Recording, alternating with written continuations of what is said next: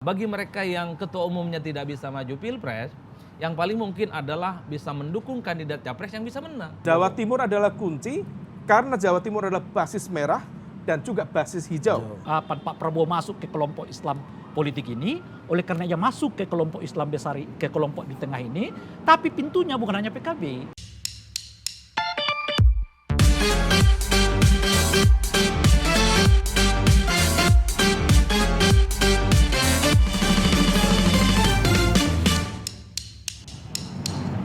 Selamat malam. Waduh, Jumpa lagi. Ya nih basa-basi dan pembukaan ala TV yang sudah 10 tahun saya lakukan, saya akan terus lakukan, dan sebelum diledek sama Ari, saya mau kasih disclaimer bahwa ini adalah cara saya membuka acara dengan baik karena guru saya adalah Idam Samana. Iya, Idam Samana nggak ngerti betapa sulitnya kita cari opening di sini setiap minggunya kan. Ya kan dia suruh kreatif, dia ini suruh kreatif. Kalian jangan opening tuh jangan standar kali dong. Minggu lalu juga udah kayak gitu, Iya. sekarang kok kayak gitu lagi gitu. Iya. Gua yang kemarin dikomplain soal tidak ada kesimpulan gitu. Iya, tidak ada kesimpulan.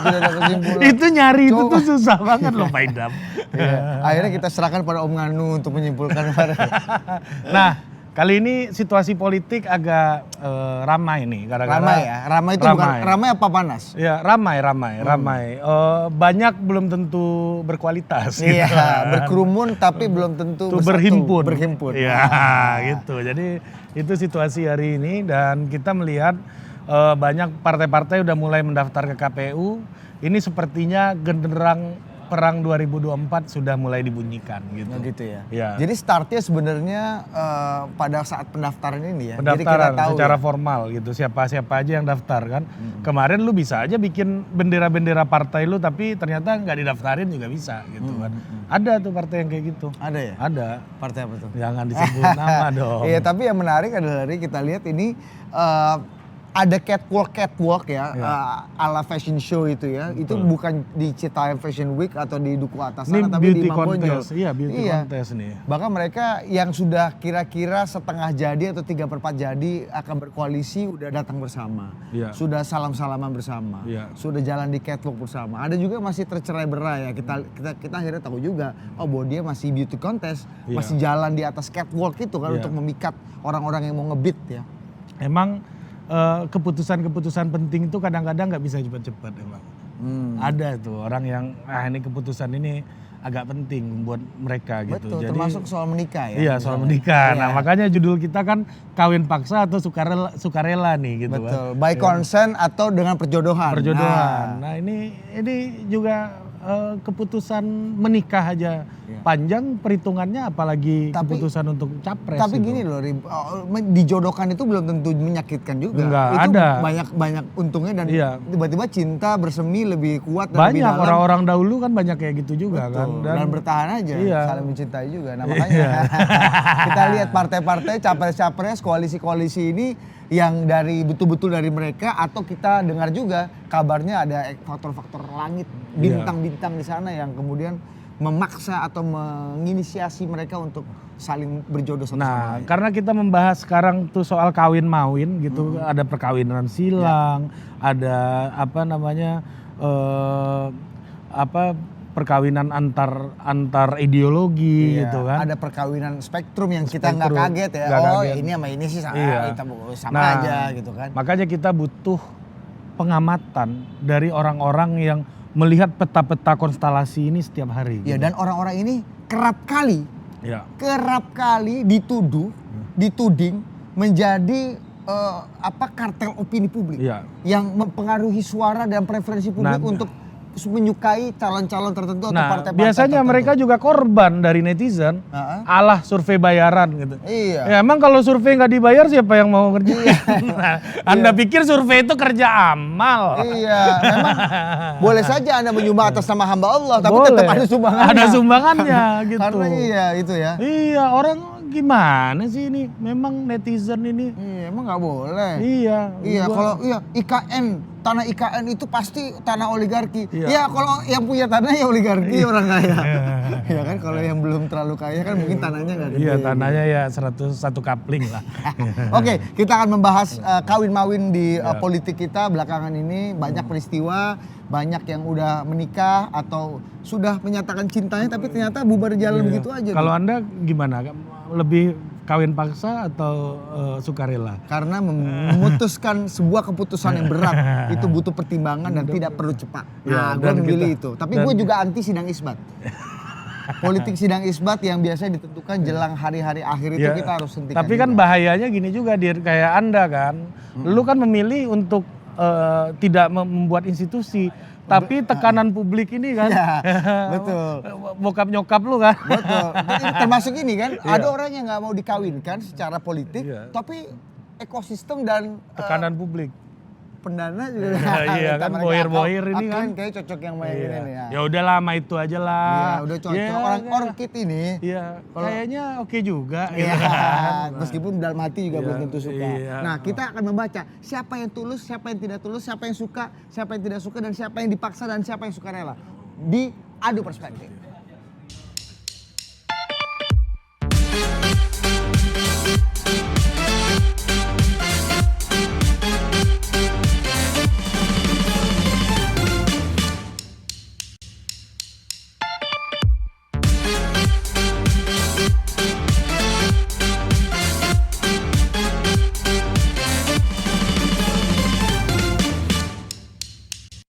Oke, ya, Oke. sambil Ari mencopot Iya. apa bungkus. Aduh, nggak air koordinasi mineral. nih. Emang Pak Idam selalu gitu kan, Pak Idam. Gue itu- baru sadar rambut gue.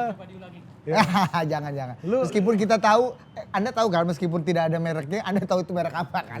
Jadi udahlah. Gimana rambut gue menurut lu, Din? Ya seperti Erick Thohir. John Travolta, gue baru bilang John Travolta, tapi lebih mirip Pak Erick sih. Coba bikin TikTok bestie ya. Tapi kemarin Peci saya mirip siapa ya kira-kira? nggak mirip, ya pasti nggak mirip Ngabalin bang. Ngembalin sorban soalnya. Iya. Tapi kemarin Pak Erick baru jalan sama Pak Jokowi sama Pak Ganjar loh. Iya, Kan iya, jalan iya. bertiga, Car Free Day. Kan ada Mas Gibran di situ, tapi Mas Gibran kan tentu saja wali. Lu. Pak Idam apa itu Pak Idam? Iya. Nah, wali kota Solo kan anaknya Emang beliau. gitu, kalau mau kasih kelucuan kasih bunyi-bunyi aja. Iya. Ini penting gitu. Oke, kita kenalkan dulu lah. Iya, narasumber kita dan Dari malam ujung ini sana lah. kita Oke, hari ini kita judulnya agak berbeda. Adu perspektif Detik Pollster Club. Iya. Nah, coba lu jelasin dulu, Ri. Ya, jadi ini sebuah upaya kita bersama gitu ya untuk melihat opini-opini publik dari kacamata para pelaku atau pengrajin politik. Gitu. Iya, iya. Pengrajin politik itu bukan politisi, Mas. Betul, Gitu. betul. Para penjahit-penjahit ini ya. ini kan, penjahit-penjahit yang kadang-kadang jadi penjahat juga gitu. Kadang-kadang. Iya, kadang-kadang jahitannya itu pas, kadang-kadang kelonggaran, Iya. kadang-kadang kesempitan. Iya, makanya. Tapi paling tidak dia punya ukuran. Iya. Nah, ini kita perkenalkan dia dari yang pertama senior kita, seorang ahli pepatah India. Iya. Janganlah engkau sesali susu yang telah tertumpah. Dan pepatah itu ternyata sudah bergeser dari India menuju Pakistan dan sekarang sudah menuju Sri Lanka. Sudah sampai di Kolombo. Iya. Ya, jangan sesali susu Iya, yang sudah tumpah. tumpah. Itu jadi pepatah Asia Selatan itu sekarang jadi. Adi Praitno, Iya. pendiri Parameter Politik. Mantap, parameter politik Indonesia. Apa kabar bro? Wah, jangan dibuka-buka normatif kayak gini. Iya, apa kabar tuh TV, Bos. Itu kayak acara tinju. Gimana Bung Adi gitu kan? Sama Bung Rey ya. Iya. Yang kedua, Ya, ada senior kita juga Mas Harul Umam. Iya. Mas Umam, thank you Mas. Masih, Indo masih. Strategik. Indo Iya. Strategik, lembaga survei juga. Lembaga survei ya kan, konsultan politik Nah, juga. yang ketiga kita agak memberi variasi gitu. Betul. Orang seorang budayawan, filsuf, pemikir dan, gitu. dan gini nih, gue yakin di antara kita berapa nih 1, 2, 3, 4, 5 kita berlima di sini, beliau yang sejak paling awal jadi responden survei pasti. Iya. Ya udah mulai ditanya-tanyain Iya. dari dulu kan. Dan hampir Karena umurnya paling tua daripada kita aja kan. senior citizen. Dan beliau ini sekarang paradigma dan mahzab survei Indonesia itu berasal dari tempat beliau bersekolah. Dari UIN Ciputat. Dari UIN Ciputat. Dan beliau ini dari politik ya mengadvokasi penyelenggaraan pemilu yang jurdil ya. sekarang sudah mulai bergeser ke agribisnis karena tanpa pangan yang kuat, ya ketersediaan pangan yang baik, maka pemilu atau demokrasi itu akan jadi sia-sia belaka. Demokrasi akan berkualitas apabila kita terhindar dari kelaparan dan stunting. Iya. Kira-kira gitu. Ini bisa jelasin tuh. Jadi calon HKTI juga kayaknya. Bang Ray Rangkuti. Ya, makasih banyak. Gimana Bang?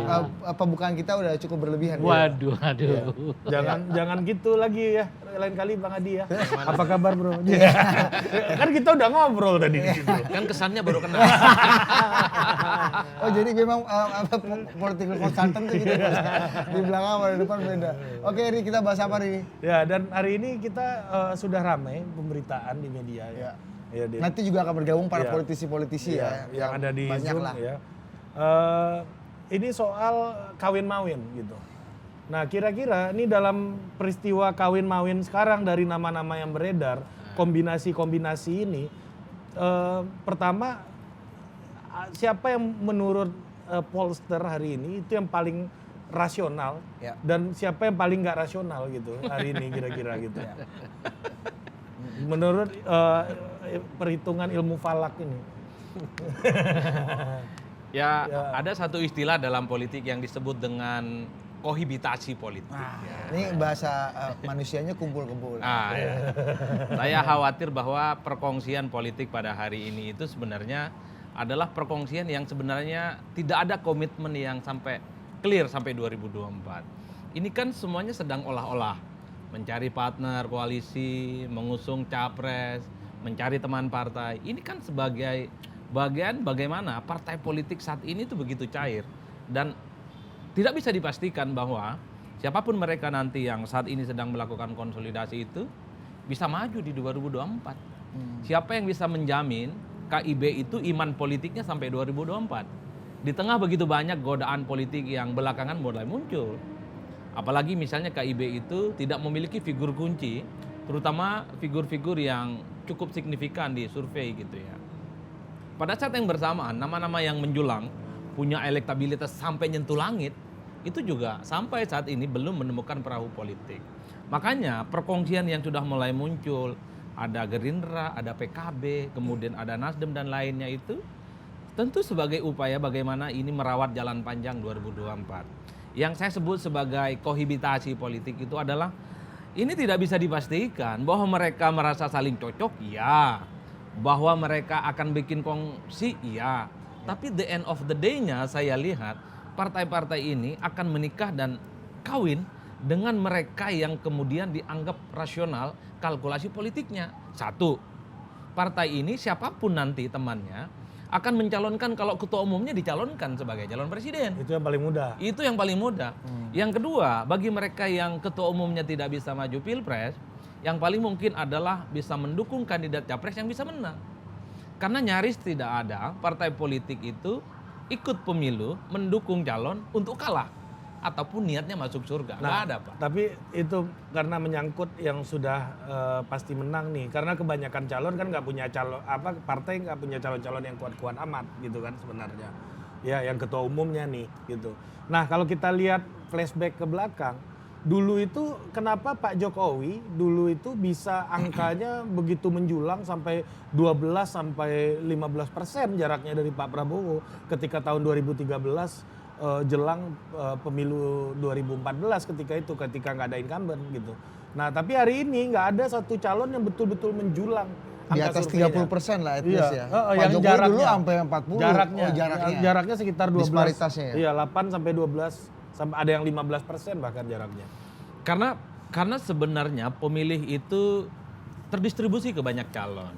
Misalnya soal di partai koalisional pemerintah kan banyak figur yang muncul. Ada Ganjar, ada Erik, ada Sandi, ada Prabowo. Tapi nanti kalau sudah diperas, anggaplah Ganjar yang maju, anggaplah misalnya yang maju nanti Prabowo Subianto. Saya kira akan kelihatan signifikansi suaranya. Apalagi nanti head to head-nya dengan Anies Baswedan ataupun dengan AHY. Jadi masing-masing kubu ini semakin mengeras bagaimana resistensi dan dukungan politiknya. Kalau hari ini misalnya elektabilitas Ganjar dengan Prabowo tidak terlampau jauh, ataupun dengan Anies tidak terlampau jauh, cukup bisa dipahami. Karena banyak pemilih yang saat ini sebenarnya masih menaruh harapan kepada orang-orang yang punya potensi untuk bisa maju. Jangan sepelekan misalnya orang seperti Ridwan Kamil. Jangan sepelekan orang seperti Sandiaga Uno. Sekalipun bukan ketua umum partai, ada suasana baru yang sebenarnya diharapkan bahwa di internal Gerindra muncul nama-nama baru. Yang tidak hanya Prabowo misalnya. Ataupun di PKB sekalipun, ada harapan bahwa yang muncul itu bukan Muhaimin Iskandar, tapi ada figur-figur baru. Efeknya apa? Ketika figur yang muncul adalah orang yang itu-itu saja, banyak swing. Banyak orang yang belum menentukan pilihan politiknya. Satu, karena orang yang kemudian terpola akan maju itu sampai saat ini masih belum meyakinkan para pemilih. Makanya kalau kemudian nanti ada head to head, ada kubu pemerintah, ada kubu non koalisional pemerintah, akan kelihatan bagaimana migrasi dan konsistensi antar pemilih itu. Disitulah kemudian akan dilihat bagaimana pertarungan yang sesungguhnya. Tapi memang di PKB sama Gerindra ada suara lain selain Pak Prabowo. Karena mereka kan di Gerindra ya seperti yang kita tahu sangat tergantung kepada kotel efeknya Pak Prabowo gitu. Kalau di PKB Ya. mungkin ada faksi-faksi Vaksin non-imin juga. non-imin. Tapi Iya, kalau di non-caimin Gerindra maksudnya. gitu misalnya. Kalau Gerindra gue rasa Susah. Kan kita ini bicara dari suara publik ya. Iya. Kalau bicara Suara pemilih Gerindra paling enggaknya. Kalau kita bicara tentang selera partai, ya tentu tidak ada yang bisa membantah bahwa 1000%, bukan 100% ya, bahwa 1000% yang menginginkan Prabowo maju adalah secara keseluruhan adalah kader-kader Gerindra. Begitupun dengan PKB, nyaris tidak ada nama lain selain Muhaimin Iskandar. Tapi ketika nama-nama yang kemudian ini sesuai dengan selera partai, diflurkan kepada publik, belum tentu mendapatkan pilihan. Contoh, ketika misalnya kita melihat bagaimana suara Nahdliyin soal siapa kandidat capres yang menurut mereka rasional dan layak diusung, ternyata bukan Muhaimin Iskandar. tapi Yang muncul adalah Hovifah, ada Mahfud MD, ada Ketua Umum PBNU dan seterusnya dan seterusnya. Artinya apa? Untuk 2024 mulai hari ini itu kan kita bisa persepsikan antara kuasa rakyat dengan kuasa partai politik. Sampai saat ini ada kecenderungan bahwa partailah yang bisa mengendalikan segala-galanya. Karena memang negara kita itu didesain atas dasar kuasa dan kehendak partai politik dengan mengunci Undang-Undang Dasar 45, dengan mengunci Undang-Undang Pemilu 2017 bahwa capres dan cawapres adalah mereka yang diusung oleh partai politik. Tapi ingat hari ini bahwa nama-nama yang cukup signifikan di internal partai adalah mereka yang tidak laku di pasaran. Ini yang sebenarnya sedang diuji betul apakah suara-suara rakyat, suara-suara publik akan terkonfirmasi dan didengarkan oleh partai politik. Kalau kita pakai terminologinya Robert Michel misalnya, atau Mas Dodi Ambardi lah versi Indonesianya, partai politik dimanapun termasuk di Indonesia tidak ada yang demokratis. Karena keputusan politik itu hanya dikuasai dan dikendalikan oleh segelintir elit. itu Tanpa dimanapun ya, itu gejala demokrasi. Gejala umum ya? demokrasi secara umum termasuk di Indonesia tanpa melibatkan partisipasi publik secara umum. Contoh, ketika PKB misalnya punya suara 9,6%, apakah dalam penentuan capres itu teman-teman PKB bicara dengan konstituennya? Jumlah angka yang 9,6%. Ataupun misalnya ketika Gerindra punya suara 12%, apakah Gerindra bicara kepada basis konstituennya yang sudah mendukung 2019 yang lalu? Begitupun dengan partai-partai yang lain. Inilah yang kemudian kenapa banyak ilmuwan politik seperti Robert Michel dan lain-lain itu agak sinis memang dengan partai politik. Mereka menutup ruang-ruang dialog yang sesungguhnya, di mana suara-suara di bawah itu seringkali teramputasi dengan apa yang disebut dengan elitisme partai, elitisme oligarki yang kemudian agak susah ditembus dinding-dinding politiknya itu. Tapi kan pada faktanya Bang Rey misalnya ya, kalau kita lihat Pak Jokowi kan orang pertama yang menembus dinding-dinding batas-batas tadi. Elitisme, bahwa tidak melulu keluarga dan tidak melulu segelintir orang. Nah Jokowi udah membuktikan orang non elit bisa menembus batas itu. Bagaimana dengan fakta kali ini? Ada calon-calon yang secara survei tinggi tapi bukan pemilik partai. Iya. Saya kira kalau untuk presiden memang Pak Jokowi, tapi untuk kepala daerah sebetulnya tren seperti Pak Jokowi itu sudah banyak ya. Kita sebut saja ada Ahok ya, dulu ada Ganjar, Nurdin ada dulu Abdullah ya misalnya. ya, Nurdin Abdullah, ada Mbak Tri, Ibu Risma macam-macam. Banyak sekali lah kepala daerah yang populer yang kemudian akhirnya diangkat oleh partai politik untuk dicalonkan di eksekutif gitu ya. Itu tren dan dugaan saya kalau tidak ada yang disebut tadi oleh Adi memotong tren ini, kita akan punya tren begini ke masa depan gitu. di mana calon-calon presiden itu justru tidak lahir dari rahim partai politik, tapi rahim dari kerja-kerja publik gitu. Jadi mereka berasal mungkin dari kabupaten kota, langsung nanti ke provinsi, provinsi langsung nanti ke tingkat nasional. Jadi kalau nggak ada yang motong alur ini akan begini kita terus. Sebetulnya ini tren positif. Artinya calon-calon presiden kita di masa yang akan datang itu sudah harus membuktikan kinerjanya sejak dari ia berbasis kabupaten kota, pindah ke provinsi, pindah nanti ke presiden gitu. Apakah hal itu dilakukan juga oleh elit-elit partai yang selama itu ini yang ada saya di mau katakan. organisasi? Karena trennya begini, ke depan ini justru partai politik tidak melahirkan pemimpin-pemimpin, partai politik hanya seperti perahu bagi calon-calon pemimpin yang bukan datang dari partai politik. Ini mau diamputasi sekarang istilahnya Adi tadi. Oleh siapa? Oleh kalangan partai politik. Jadi mereka udah mulai membaca tren ini, ya kan? Tren yang cukup bagus sebetulnya positif bagi demokrasi kita. Tapi membuat partai politik kader-kadernya nggak laku di pasar pemilu, khususnya di lingkaran eksekutifnya gitu. Kuda-kudanya partai apa menurut Anda? Nah ini yang sekarang, makanya praktek-praktek seperti yang tadi itu terjadi. Mereka bentuk koalisi bagus lah. Mereka jauh-jauh hari bentuk koalisi macam-macam. Tapi kan jadi pertanyaannya isi koalisi ini apa? Kecuali baju dan warna baju mereka. Kan nggak ada lagi gitu. Jadi keep datang bersama-sama ya, kemudian ada koalisi, belum ada koalisi tetapi Gerindra sama PKB datang bersama-sama mendaftar gitu ya, dan seterusnya itu mau merebut panggung ini gitu. Karena mereka nggak punya panggung selama ini, karena panggung pilpres itu diambil oleh tokoh-tokoh di luar partai ini. Meskipun misalnya seperti Ganjar adalah orang partai politik, tapi dia tidak dibesarkan oleh partai politik itu. Dia dibesarkan oleh persepsi publik ini gitu.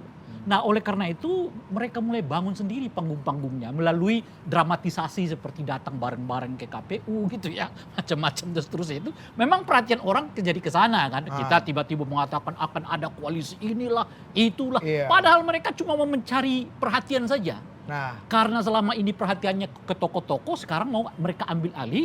Dengan cara begitu, mereka mau merasa bahwa akan bisa menaikkan popularitas mereka setara setidaknya dengan popularitas yang diraih oleh calon-calon yang berasal non partai politik ini gitu loh. Oke. Jadi lebih pada itu gitu. Makanya isinya ini kosong. Kan kita sangat menyayangkan. KIP ya. ini Ya Koalisi ada Indonesia. KIP, ya kemudian ada Gerindra sama PKB datang bersama-sama. Mobil yang sangat penting itu diliput begitu banyak oleh media massa, yang keluar dari mereka adalah gimmick. Kan nggak ada isinya. Nah, ini bicara festival kemarin nih ya. Iya, kan Minggu terakhir ini ya. kan nggak ada isinya. Karena gitu. nggak ada isinya Mestinya maka dalam butuh upacara yang rumit gitu. Iya, makanya mereka buat tabu-tabuhan lah, ada katanya yang main kosidahan lah ya kan, ada yang begini. Nggak ada yang mau berpidato tentang apa yang mereka merencanakan 2024. Padahal mestinya itu forumnya kan. Saya datang mendaftarkan partai politik saya ke KPU karena kami menginginkan sesuatu pada 2024 yang akan datang. Mestinya saat itu mereka udah komunikasikan ide mereka, visi mereka, misi mereka untuk 2024. Nggak ada yang mereka lakukan. Atau jangan-jangan memang mereka tahu publik nggak mau itu. Publik maunya festival aja. Itu satu segi mungkin itu ada benarnya, tapi Anda jangan lupa salah satu tugas dan tanggung jawab partai politik itu adalah melakukan edukasi publik. Kan konteks itulah yang mestinya mereka bawakan kan. Yeah. Jadi ketua-ketua partai ini mengingatkan kembali mengapa mereka harus dipilih, mengapa harus mereka ikut pemilu 2024 selain bahwa mereka ingin berkuasa karena apa kita nggak tahu. Dan kenapa Mestinya dari kan sekian dijelaskan lama di situ tuh. Di ketika mereka mendaftar, kami datang mendaftar karena kami ingin menang, ingin mengambil suara rakyat karena kami memperjuangkan 1, 2, 3, 4 dan seterusnya itu. Dan kenapa kita lihat dari pemilu ke pemilu yang mendaftarkan ketua umumnya itu saja misalnya kan. Meskipun saya udah kritik sebetulnya KPU. Mestinya KPU menurut saya dan setidaknya Bawaslu mengingatkan karena kita sudah melakukan pendaftaran bersifat sipol online itu, nggak perlu lagi lah drop masa-masa ke KPU yang akhirnya membuat macet seperti itu. Lebih-lebih ketika mereka datang ke sana nggak ada isinya juga kecuali keriuhan-keriuhan, tetabuhan lah macam-macam dan seterusnya itu gitu. Oke. Mas Umam, gimana Mas? Festival ini apakah itu Festival bagus. ya? Nah, membaca festival Kalau nggak seminggu ada ini festival nggak rame juga ini demokrasi di Indonesia. Tapi begini, saya tadi barusan komunikasi sama beberapa teman yang urusan tesis ini. Ada mahasiswa yang saya bimbing di Unpad di Pajajaran itu, dia membahas tentang konteks elektabilitas, tapi bukan elektabilitas murni, tapi bagaimana seorang capres-cawapres bisa terpilih. Selama ini kan hampir semuanya merujuk pada 3 madhab besar ya, konteks sociological approach, kemudian psychosocial approach, dan yang terakhir itu yang dikemukakan oleh Kak Ipung wala alihi wasabi ajmain itu dan teman-temannya yang lain itu adalah rational choice approach. Tapi di Indonesia belajar dari 2004, 2009, 2014, 2019 ini tidak ada yang linear sama sekali. Artinya apa? Memang tidak ada satu faktor penentu yang sifatnya itu konstan. Dia berubah-ubah. Nah, kemudian mahasiswa saya ini mencoba untuk mengajukan satu tesa yang bagi dia sebenarnya cukup make sense. Dan saya sudah diskusi macam-macam. Intinya begini, bahwa kekuatan seseorang akan dipilih dan terpilih menjadi capres atau cawapres itu 3. Pertama tentu elektabilitas, yang kedua koalisi, dan yang ketiga adalah bandar. 3 ini kalau tidak terrepresentasikan satu, maka dia akan pincang, dia akan timpang. Kalau ada elektabilitas, tapi tidak ada koalisi, elektabilitas means nothing. Dan itu terbukti. Dulu menjelang 2013, Bang Ray, ada sejumlah nama, misalnya Pak Dahlan Iskan misalnya, termasuk Pak Ahok. Pak Dahlan itu dulu sangat tinggi, tetapi begitu kemudian tidak mendapatkan kapal, perahu koalisi, itu flatnya hanya dalam hitungan 1-2 bulan. Cepat sekali, flat. Artinya apa? Bubble phenomenon. Begitu cepat mengembang, cepat mengempis. Yang kedua adalah konteks koalisi itu sendiri. Artinya apa? Bagi mereka yang tidak memiliki bekal elektabilitas, tetapi ketika dia memegang kunci koalisi, ini saham politiknya itu besar, ya dia masih mempunyai kemungkinan untuk masuk di kontestasi itu. Nah, yang ketiga ini bandar. Bandar itu sesuatu yang ya wujuduhu keadamihi ya, ada tapi seperti nggak ada gitu. Tapi Goib ada, ya, goib dia. Iya. Tapi meskipun dia goib, dia sangat powerful. Dia menentukan banyak hal. Nah, Ini yang bisa membuat orang-orang jadi kawin paksa ini kan, Mas? kawin paksa saya pikir terjadi saat ini. Ah. Apa buktinya? Buktinya saya pikir yang kalau misal tadi disebutkan Mas Adi, Gerindra dan PKB, bagi saya itu bukan faktor ideologi sama sekali. Secara basis ideologi itu sangat jauh, gapnya sangat jauh. Apalagi kita berkaca dari 2014 dan 2019.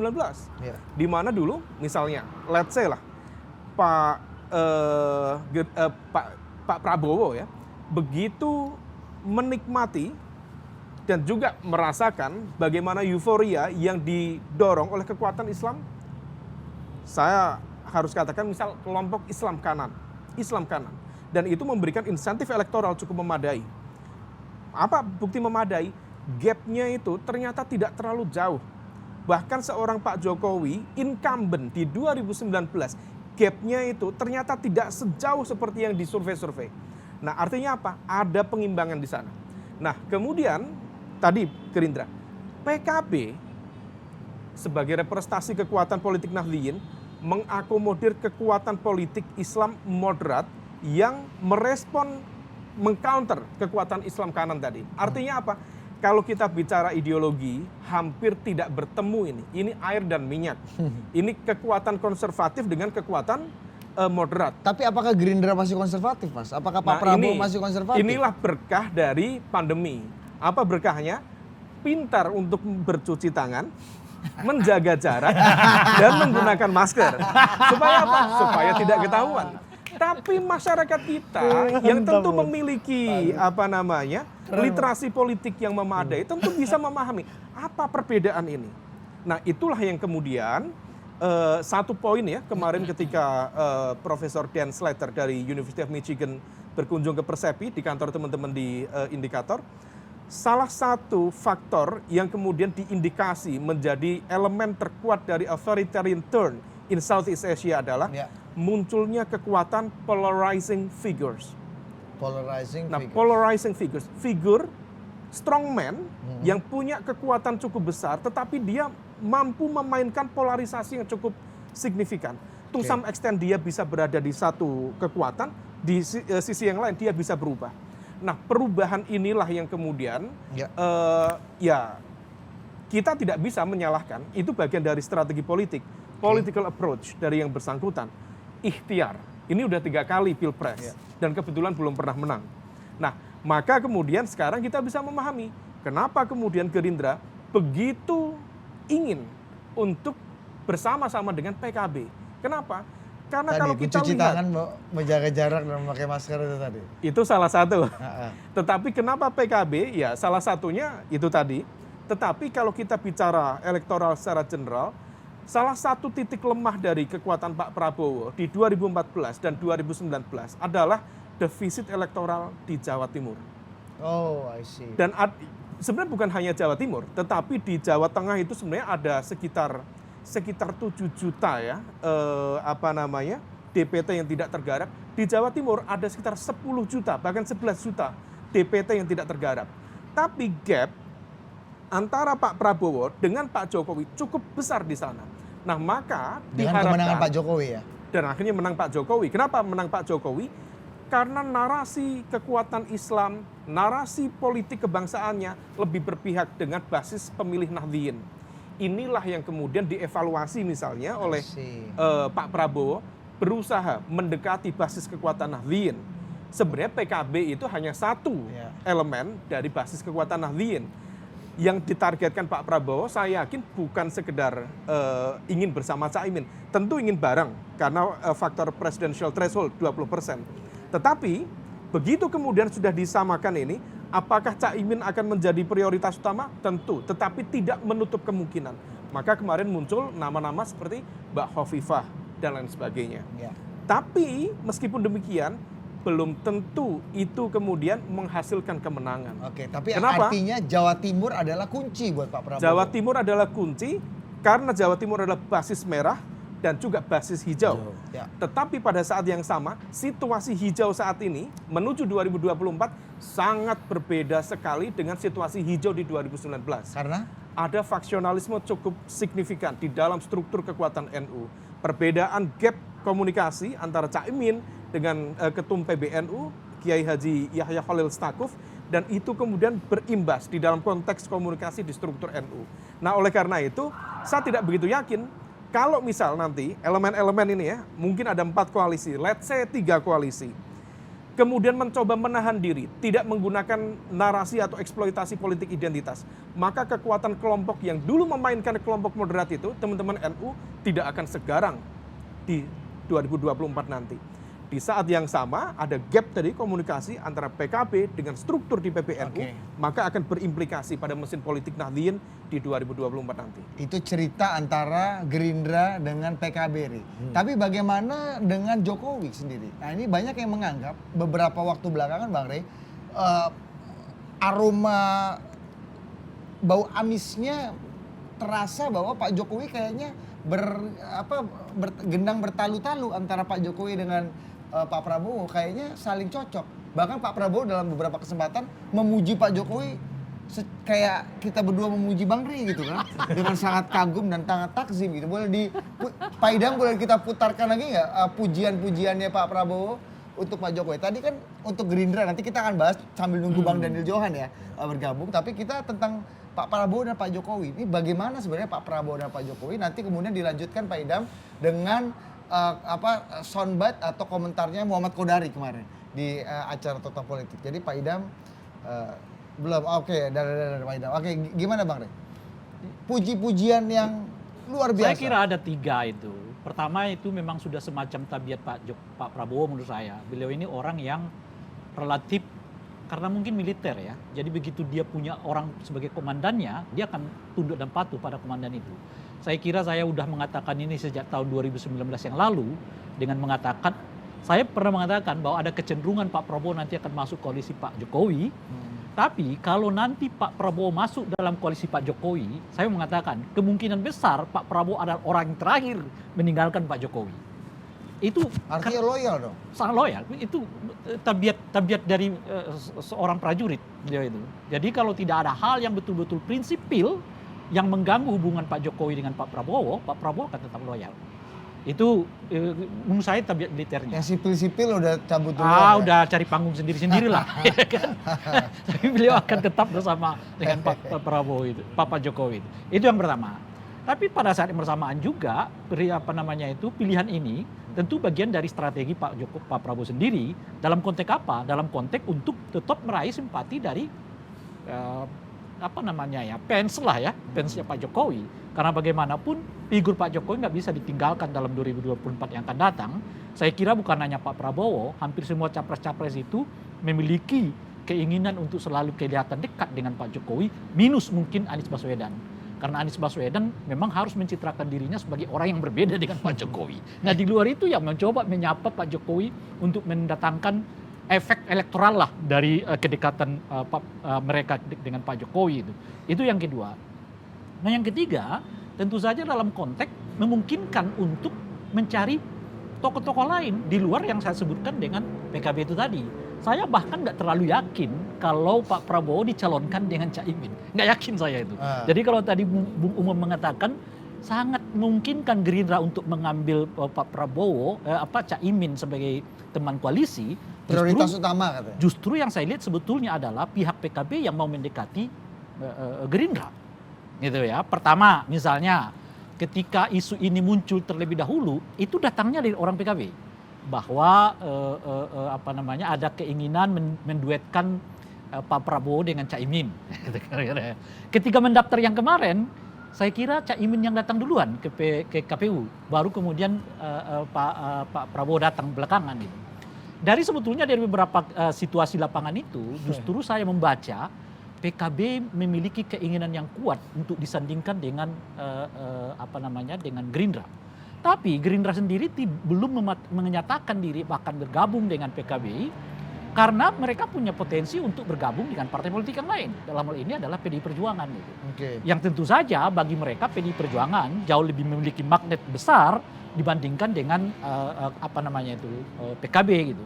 Sebab kenapa gitu? Karena tadi menurut saya, bacaan saya, PKB ini kan tadi disebutkan oleh Bung Umam sudah jelas sekali, semacam counterpartnya dari kelompok istilah saya itu Islam politik. Jadi kalau yang di sana yang dua-dua orang yang agak-agak takut kalau untuk membicarakan menamai kelompok-kelompok ini. Istilah saya, tapi kita semua paham kemana arahnya ya kan. Jadi kalau Islam politik ini nanti musim penistaan. Iya. Jadi Islam politik ini nanti masuk ke Anies, tapi yang politik Islamnya akan di tengah-tengah ini. Dan itu sebagian besar ya tentu kalau tidak ke pemilih-pemilih partai-partai nasionalis, dia akan masuk ke partai-partai Islam yang lebih moderat gitu.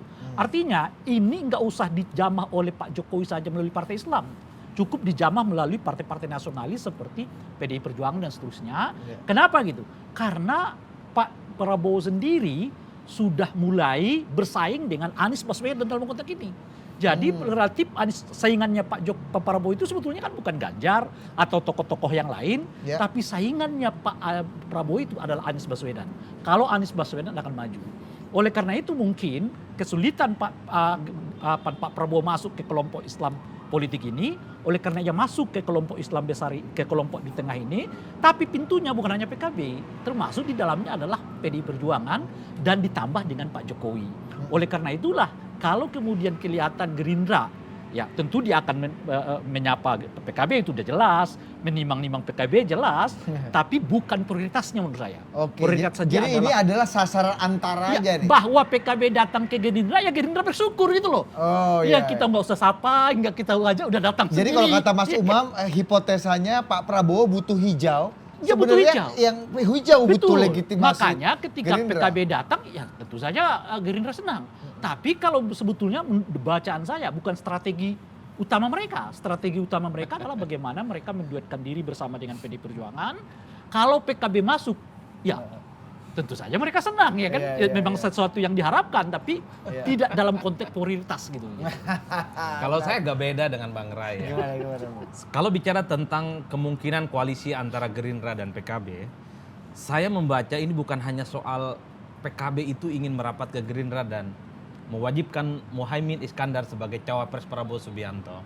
Saya melihat Gerindra dan Prabowo itu ingin ganti selera politik. Dulu ketika Prabowo Subianto maju 2014-2019, partner koalisi dari kalangan Islam adalah kelompok-kelompok politik Islam yang berbasiskan Islam kota. Seperti PKS misalnya. Ini beda lagi nih istilahnya nih. Islam Tadi kota. Islam kanan, Islam politik. Politik Islam. Politik Islam. Islam kota. perkotaan. Ini Islam kota. Nah, Islam kota itu begini penjelasannya. Pertama, mereka itu rata-rata secara ekonomi mapan, kelas menengah ke atas. Yang kedua, mereka memang tidak memiliki garis kultural keagamaan seperti pesantren dan madrasah. Tapi mereka punya tingkat pendidikan yang oke. Ya. Kan itu kan basis konstituen yang selama ini terafiliasi seperti pemilih PKS. Nah, Prabowo Subianto ketika berkoalisi dengan PKS, tentu dulu harapannya adalah mampu memaksimalkan potensi dengan loyalitas itu yang ada. Tapi kan dalam Pilpres 2 kali kalah.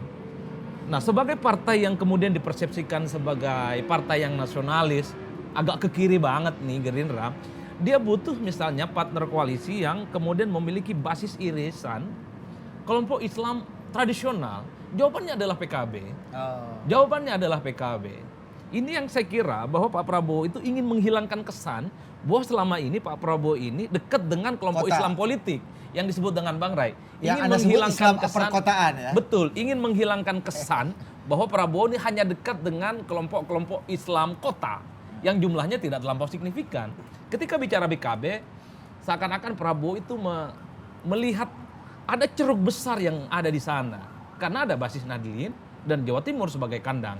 Yang itu menjadi kuburan politiknya Prabowo. Ya. Sejak 2014 dan 2019. Meskipun kata Mas Umam tadi landscape-nya udah berbeda sekali dibanding 5 tahun lalu dengan struktur baru di PBNU kan. Nah itu yang kemudian harus dibaca mestinya oleh teman-teman Gerindra. Ada insoliditas, bahkan perang terbuka antara PKB dengan PBNU dan bahkan Gus Durian.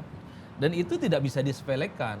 Ketika misalnya PBNU memfatwakan bahwa tidak boleh menggunakan atribut-atribut NU dalam regresi partai apapun termasuk PKB, itu tentu cukup merusak soliditas teman-teman PKB yang saat ini sedang melakukan konsolidasi untuk mendukung Muhaimin Iskandar.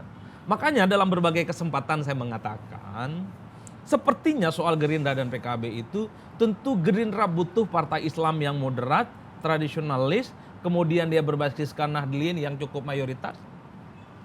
Tapi pada saat yang bersamaan, sepertinya Gerindra dan Prabowo itu tidak mau kalau kemudian menyertakan Muhaimin Iskandar sebagai klausul soal pencapresan. Itu maksud saya. Dengan Di situ maksud saya. Dengan kata lain Bahasa begini, Mas Bang. Umam lebih halus, bukan Jadi, prioritas. Ya, bahasa saya bukan prioritas. Iya. Bahwa partai dengan partai koalisi is oke. Iya. Itu rahmat Tapi bagi prioritasnya Gerindra. jangan Caimin dong gitu Iya, maksudnya kan. bukan. Bahwa partai dengan partai koalisi, justru itu yang diinginkan oleh Gerindra. Dia butuh itu. Tapi bahwa PKB datang dengan agenda Caimin, tunggu dulu. Itu loh kira-kira. Atau Saya begini masih Bang punya- ekstrimnya Bang. Saya Atau masih begini. punya yang lain. Mungkin ekstrimnya begini, Gerindra ini hanya mau berkoalisi dengan PKB, tapi tidak mau Caimin sebagai cawapresnya Iya, Prabowo. iya, itu yang saya Nah, maksudkan. ini saya menafsirkan Bang Rai. Iya, itu betul. Jadi koalisi partai is oke. Tapi belum tentu koalisi di tingkat pilpres. Gitu. Pilpresnya terbuka. Itu jangan Caimin, kira-kira gitu loh. Kenapa tidak Caimin? Susah. Pak Prabowo sendiri agak stagnan. Kan kawan-kawan yang punya survei kan, agak stagnan. Jadi kalau ia mengangkat calon wakil presidennya adalah Caimin, ya mungkin sebagian orang NU akan milih Caimin. Tapi kan pangsa pasarnya lebih besar dari itu.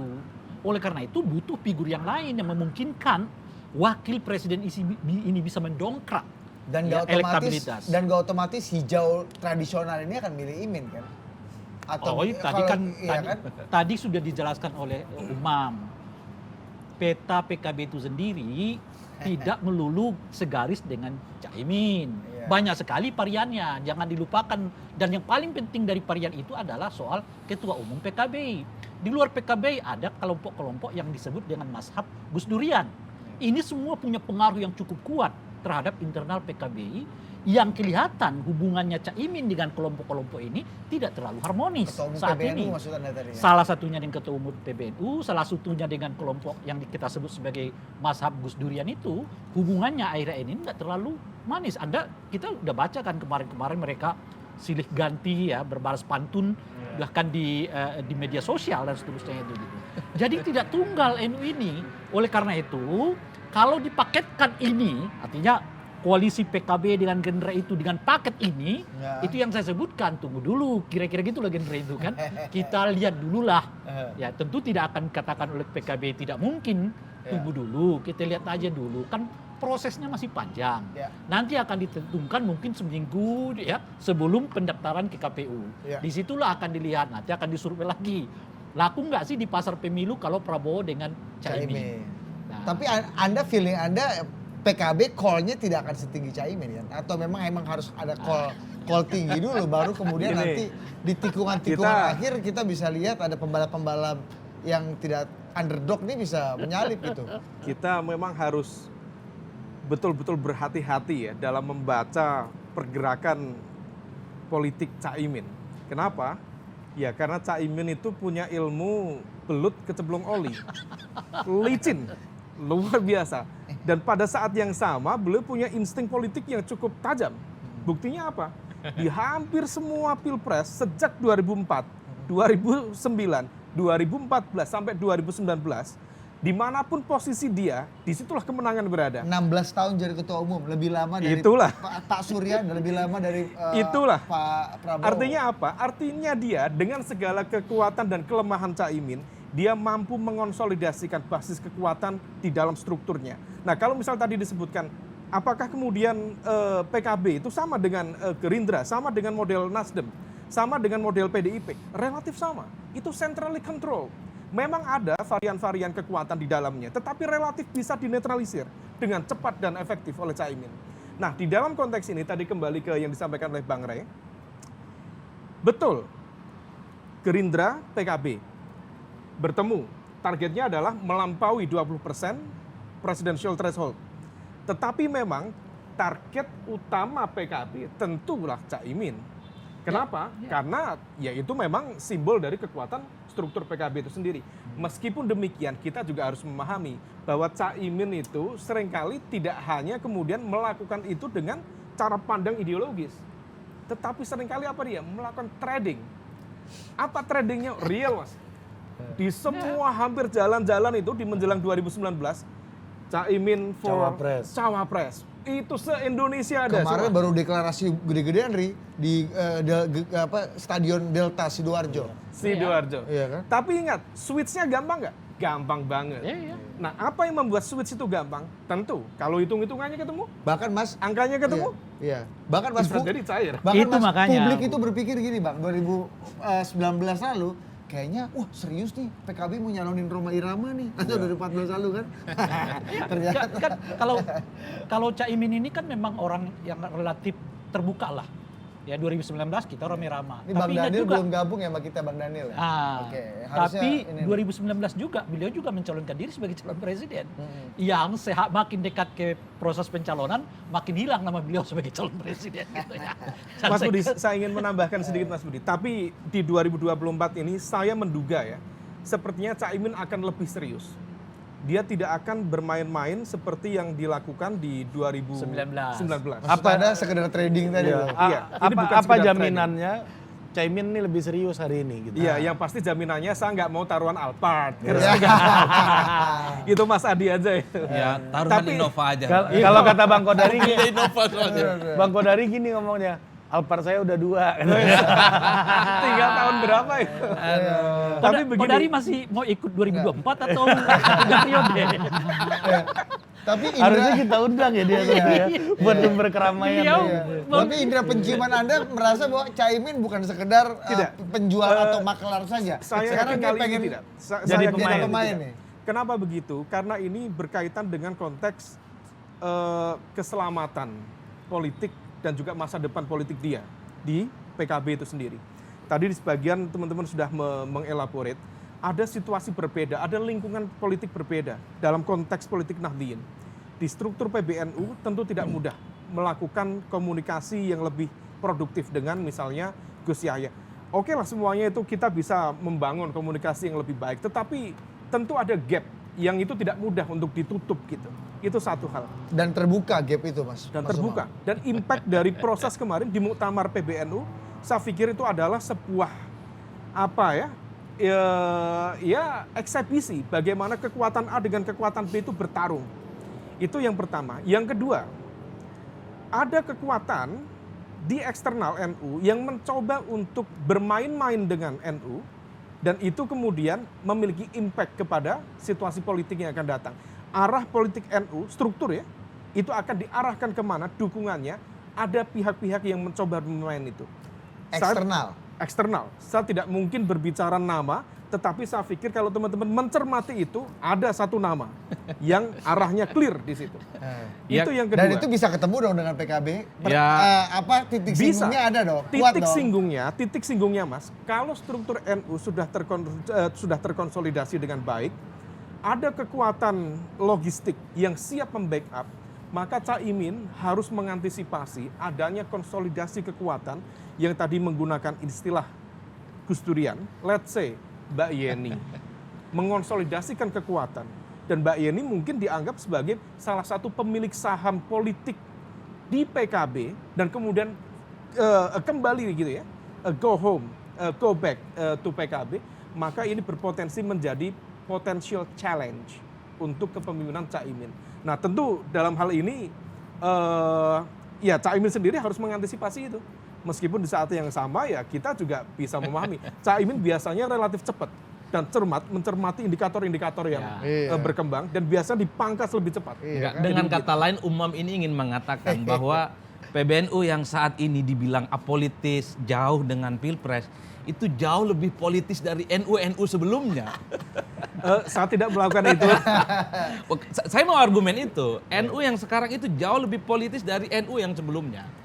Karena sejak terpilih Gus Yahya itu bicara tentang bahwa NU tidak boleh dikaitkan dengan Pilpres.